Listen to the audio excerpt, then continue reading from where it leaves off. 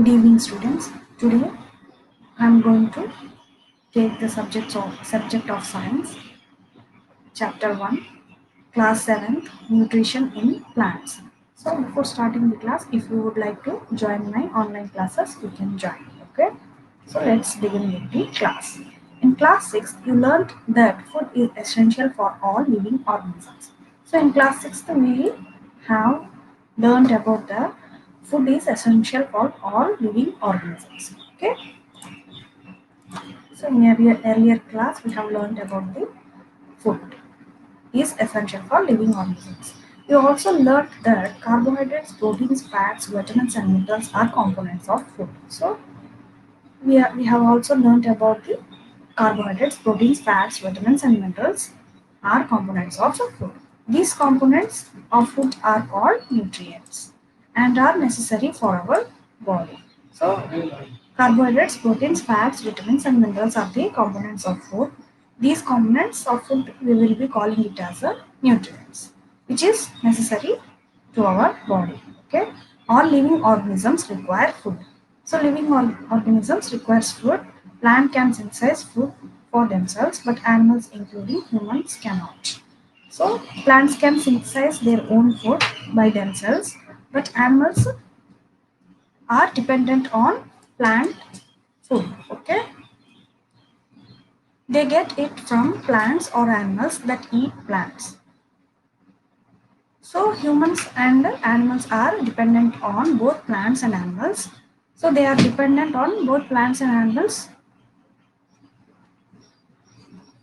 Thus human and animals are directly or indirectly dependent on plants. So either directly or indirectly the humans and animals are dependent on plants. Bojo want to know how plants prepare their own food. So here the Bojo wants to know how plants are preparing their own food. Okay. 1.1 Mode of nutrition in plants. So if we see the mode of nutrition in plants, plants are the only organism that can prepare food for themselves by using water, carbon dioxide and minerals. So plants are the organisms that can prepare by themselves by using water, carbon dioxide and minerals. Okay. The raw materials are present in their surroundings. So these raw materials which are present in surroundings, plants are utilizing that raw materials and preparing their own food. Okay.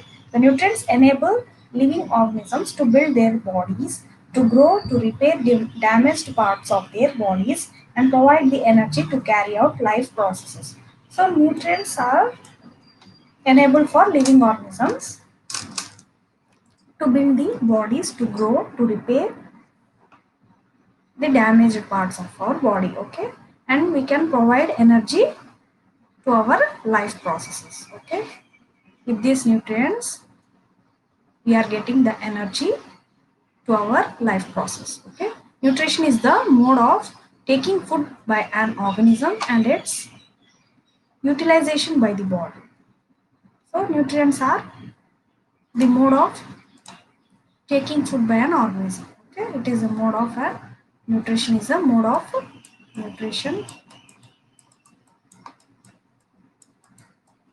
Nutrition is a mode of taking food by an organism. By an organism. Okay.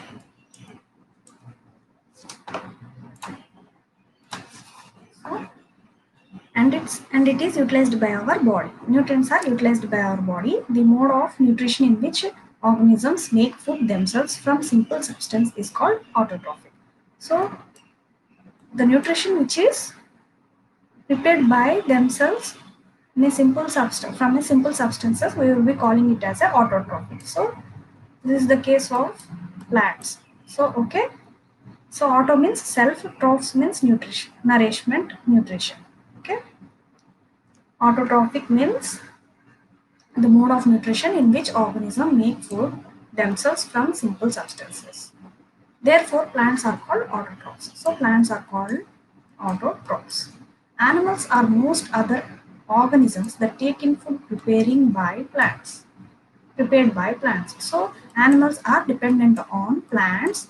So most other organisms take food prepared by the plants. They are called heterotrophs. So animals are called as an heterotrophs. Okay,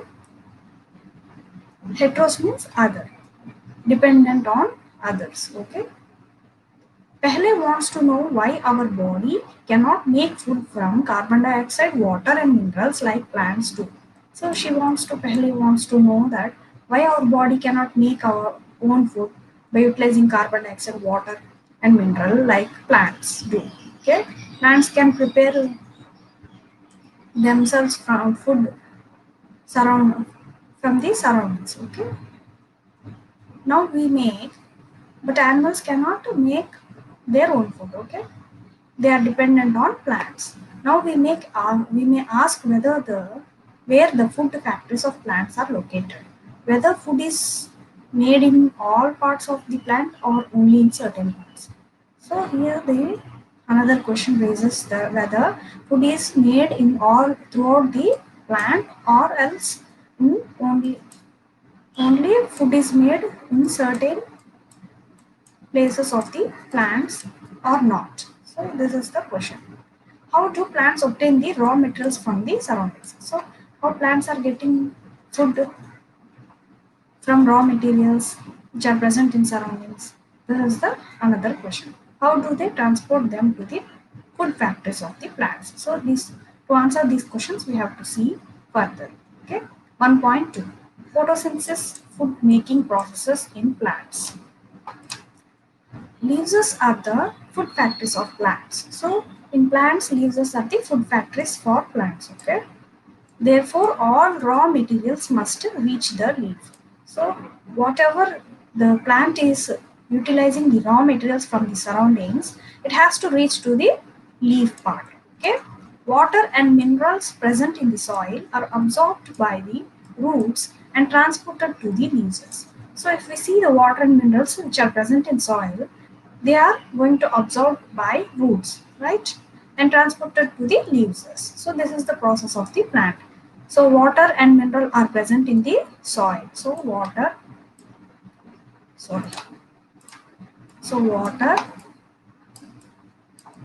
and minerals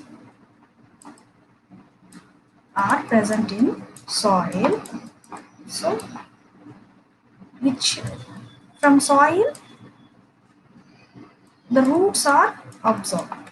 Okay, this water and minerals which are present in soil, in the soil the roots are present, so roots are absorbing these water and minerals, and they are transported, these water and minerals are transported to leaves. Okay, leaves.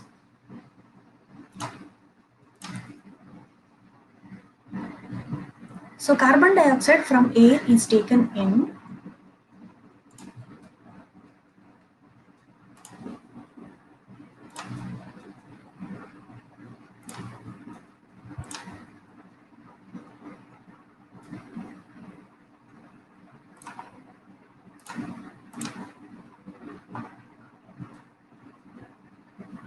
Sorry,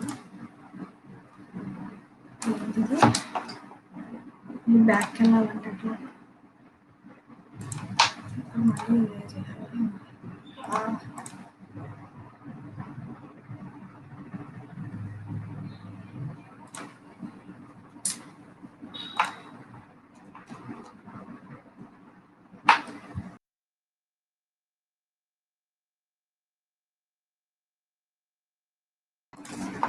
so now let's begin again. Okay, carbon dioxide. Carbon dioxide from air is taken in through the tiny pores present in the surface of the leaves. So carbon dioxide which is present inside the leaves, the carbon dioxide which is present in the tiny pores which is present on the leaf. Okay, there are pores which are present on leaf. So these leaves having the pores which is filled with the carbon dioxide. Okay, these pores are surrounded by a guard cells. So the pores which are surrounded by a guard cells. So guard cells, such pores are called stomata. Okay. So such pores we will be calling it as a stomata. Figure 12.1.2, sorry 1.2c. So here we have to see figure 1.2c.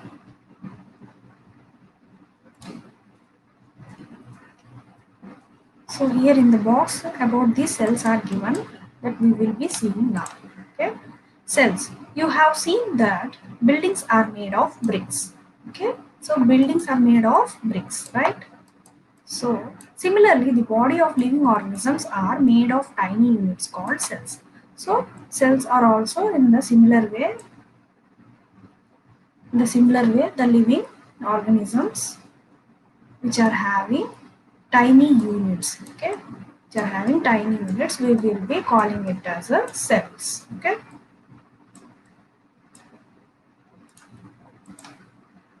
cells can be seen only under the microscope. Some organisms are made of only one cell, so we cannot see the cells with our naked eyes, so we can observe through a microscope. Okay, cells can be observed through a microscope. Some organisms are made only one cell.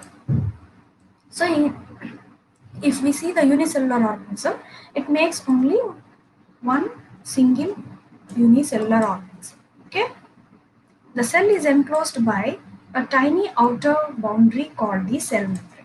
So cell is having another layer which we will be calling it as a cell membrane.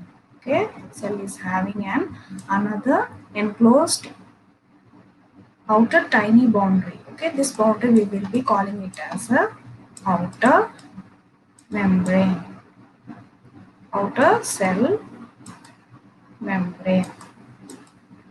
Okay, most cells have distinct central located spherical structure called the nucleus. So in cell there is a nucleus. This is the nucleus. So to this cell there is a cell membrane. Okay, so this is the nucleus and this is the cell. As we know that this is a cell membrane.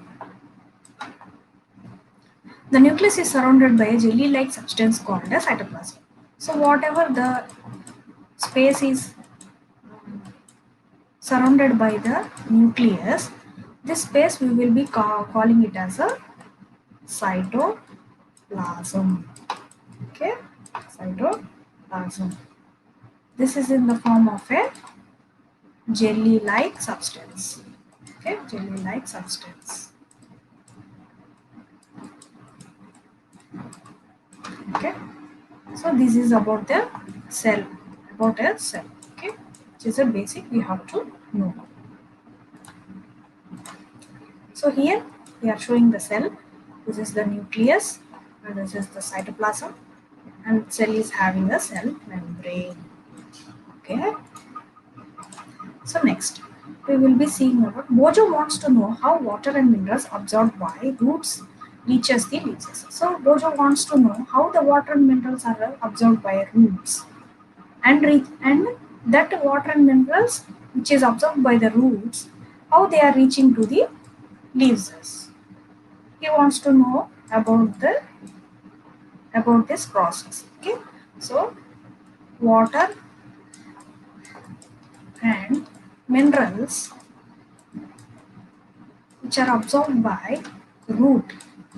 Okay, so from here, from root to it is transported to a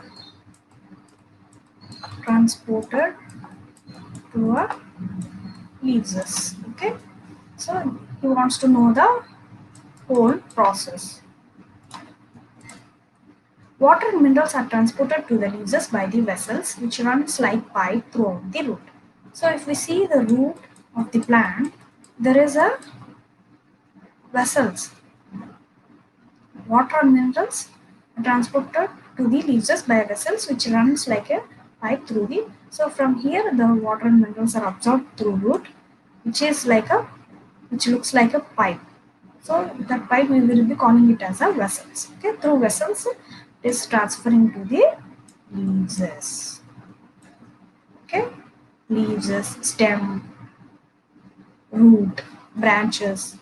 Okay, these are the places where the water and minerals are transported. Okay, now they form a continuous path or passage for the nutrients to reach the leaf.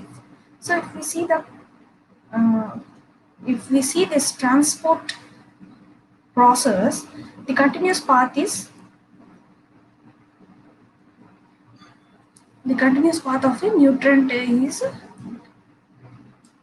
transported to the leaves. Okay, they are called vessels. So we will be calling it as a continuous path. We will be calling it as a vessels. Due to presence of vessels, continuous passage of nutrients is transported to the leaf. Okay.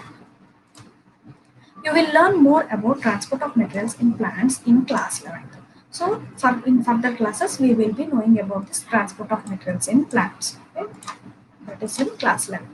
Pehle wants to know what is so special about the leaves is that they can synthesize food but other parts of the plant cannot. So she wants to know whether why the special thing is happening in leaves is that they synthesize food, but other parts of the plant cannot prepare this food. She wants to know about this process. Okay, so we will be seeing further. The leaves have a green pigment called chlorophyll. So leaves, if we see the leaf is having a chlorophyll pigment. Okay, it helps leaves us to capture the energy of the sunlight. So the chlorophyll which is present in the on the leaf, when the sunlight is passing through that chlorophyll, the energy is released to that leaf. So ATP is released. Okay, ATP is released to that leaf, so that it will be utilizing this energy to the whole plant. This energy is used to synthesize, prepare food from carbon dioxide and water. Since the synthesis of food occurs in the presence of sunlight, it is called a photosynthesis. So as the plant is utilizing the sunlight, in the presence of sunlight, it is utilizing carbon dioxide and the water also. So carbon dioxide and water, along with the water, carbon dioxide and water and sunlight. The presence of sunlight, the leaves are using carbon dioxide and water, which gives rise to glucose. Okay, glucose which gives the energy to the plant. So this process we will be calling it as a photosynthesis. Okay, we'll be calling it as a photosynthesis. Photo means light, synthesis means to combine. So light to combine. So we find that chlorophyll, sunlight, carbon dioxide and water are necessary to carry out the process of photosynthesis. So to undergo this photosynthesis, plants require a chlorophyll pigment, along with that sunlight, chlorophyll pigment, sunlight, carbon dioxide plus water. All these elements are required to synthesize the photosynthesis. Okay, it is a unique process on the earth, so it is a unique natural process. Okay, it's a natural process for the plant to survive. Okay, so next, the solar energy is captured by the leaves and stored in the plant in the form of a food. So if we see the solar energy, it is captured by the leaf. So from solar energy, leaves are capturing that energy and storing it in the plant in the form of a food. Okay. Thus, sun is the ultimate source of energy for all living organisms. So sun is the ultimate source for all living organisms. Okay. Can you imagine life on Earth is in the absence of photosynthesis? If we see the photosynthesis which is occurring in the plants, if the photosynthesis is absent in on the Earth, then how? The plants cannot survive. Okay, in the absence of photosynthesis, there would not be any food. The survival of all living organisms directly or indirectly dependent upon the food made by the plants. So as animals and human beings are dependent on plants, so if photosynthesis is absent in on our earth, there will not be any food produced. Okay, so directly or indirectly, the survival is almost all living organisms. Okay, food is made by plants, which is dependent on the plants, which is prepared. Sorry, the survival of almost all living organisms, directly or indirectly, depends upon the food made by the plant. So, whatever food is prepared by the plant are to survive them. Okay. After that, on the plant, the animals and humans are dependent, right? So, absence of food, they can plants cannot prepare the food and they cannot produce their own food. Okay, so that there will not be any survival of the plants. If the survival of the plant is not there means then we will also not get any food. Beside oxygen, which is essential for the survival of all organisms, is produced during photosynthesis. So whatever food is prepared during photosynthesis, that must be required for our lives. In the absence of photosynthesis, life would be impossible on the earth. So in the absence of light, life is impossible for everyone. Okay.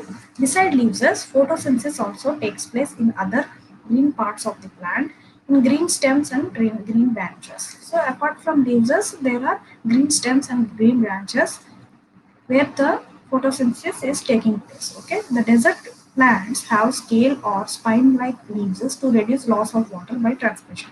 If we see the desert plants which are living in a desert region, they reduce the loss of water by transpiration. These plants have green stems which carry out photosynthesis. So the desert plants which are having green stems, they carry out through that spine-like leaves. Okay, from that spine-like leaves, they are utilizing the photosynthesis process and they are getting survived. Okay, in the absence of photosynthesis, life would be impossible on the earth. During photosynthesis, chlorophyll containing cells of leaves, figure 1.2. So in figure 1.2, they have shown about the photosynthesis chlorophyll containing cells. Okay, this is the chlorophyll which is shown in the leaf of a cell. Here there are guard cells. This is a section of a leaf which is shown by chlorophyll, guard cells and stoma. Okay, guard cells. These are the guard cells and these are the stomatal ovary. In the presence of sunlight, use carbon dioxide and water to synthesize carbon dioxide. Figure 1.3. So in the presence of sunlight, by the usage of carbon dioxide and oxygen, the plant is synthesizing its carbohydrates. Okay, carbohydrates. The process can be represented in an equation. So this is represented. The photosynthesis is represented in the form of a equation. Carbon dioxide plus water gives rise sunlight chlorophyll, which gives rise to carbohydrate plus oxygen. Okay, this is the whole equation of the photosynthesis.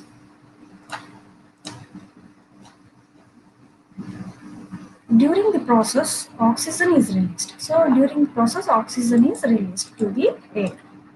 The, the presence of starch in leaves indicates the occurrence of photosynthesis. So presence of starch in the leaves indicates the occurrence of the photosynthesis. Starch is also a carbohydrate. So starch is also a carbohydrate. Okay. Bojo has Boja has observed some plant with deep red, violet, or brown leaves. So Bojo has observed in plants there are deep red, violet, brown leaves also. He wants to know whether these leaves also carry out photosynthesis. So he wants to know whether the photosynthesis is taking place in the deep red, violet, or brown leaves also. To know about this, we have to see further activity. Activity 1.1. Take two potted plants in the same kind. So we have to take two potted plants of same kind. Keep one in the dark or in a black box.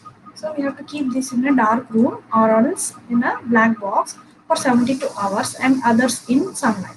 So one potted plant we have to place it in a dark room for 72 hours, and as well as another pot we have to place it in under a sunlight. Okay.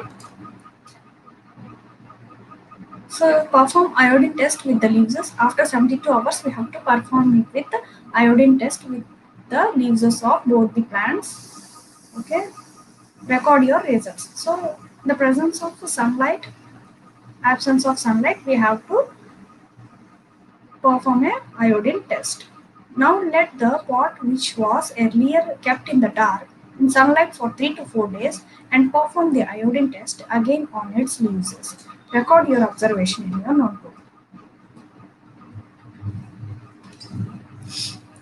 So, um, the plant which is kept in the darkest room for 72 hours, we have to perform the iodine test for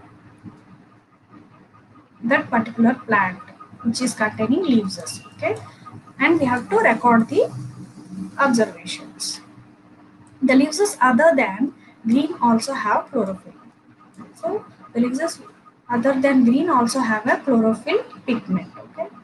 The largest amount of red, brown, and other pigments mask the green color. So, the leaves which are in red, brown, and violet pigments, they are masking the green color of the leaf. Okay, photosynthesis takes place in these leaves also. So, the leaves which are in red, brown, or other pigments are masked by a green color. So, those leaves are also taking place those leaves are also taking place of this photosynthesis process. Okay, leaves of various colors. So here purple. After this is in the dark phase of the plant. If we are testing it under the iodine test, then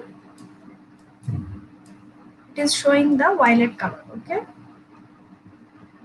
and in presence of sunlight also it is showing the violet color. That means in both the cases the photosynthesis is occurring. Okay. You often see the slimy green patches in ponds or stagnant water bodies. So, if oftenly we are seeing this slimy green patches in ponds or stagnant water bodies, these are generally formed by the growth of organism called algae. So, this is the formation of a new organism called algae. Can you guess why algae are green in color? So, why algae is green in color? We have to know this further. They contain chlorophyll, which gives them the green color. So, algae also contains the chlorophyll pigment, which gives them green color. Algae can also prepare their own food by photosynthesis.